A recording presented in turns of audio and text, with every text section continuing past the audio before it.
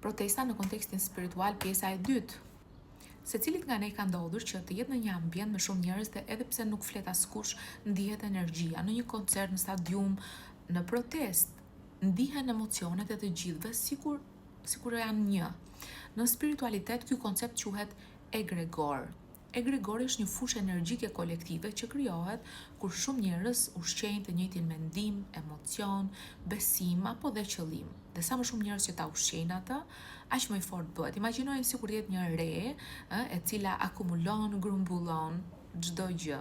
Pra egregori është fusha energjike që krijohet nga mendimet, emocionet, qëllimet, dëshirat e një grupi njerëzish.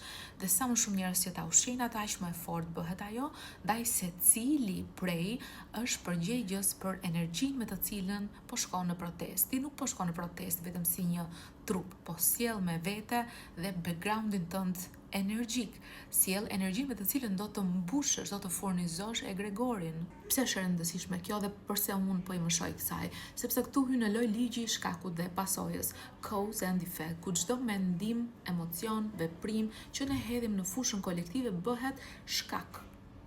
Dhe ajo që kthehet më pas në shoqëri, në komunitet, është pasoja.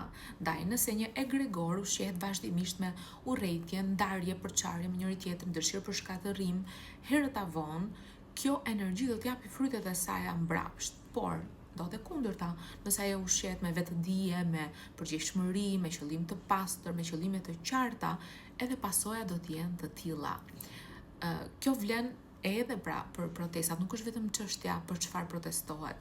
E rëndësishme është me cilën frekuencë protestohet, sepse sipas ligjit të shkakut dhe të pasojës nuk po krijojmë vetëm një reagim ndaj të tashmes, por jemi duke mbjellë dhe energjinë e së ardhmes. Në çdo lëvizje kolektive ku marrim pjesë, duhet të pyesim veten, çfarë po ushqej? Çfarë po ushqej në këtë egregor?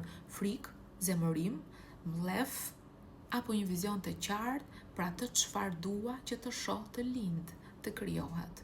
Nëse një egregor ushqehet me urrëtie, do të prodhoj më shumë përçarje, ndarje.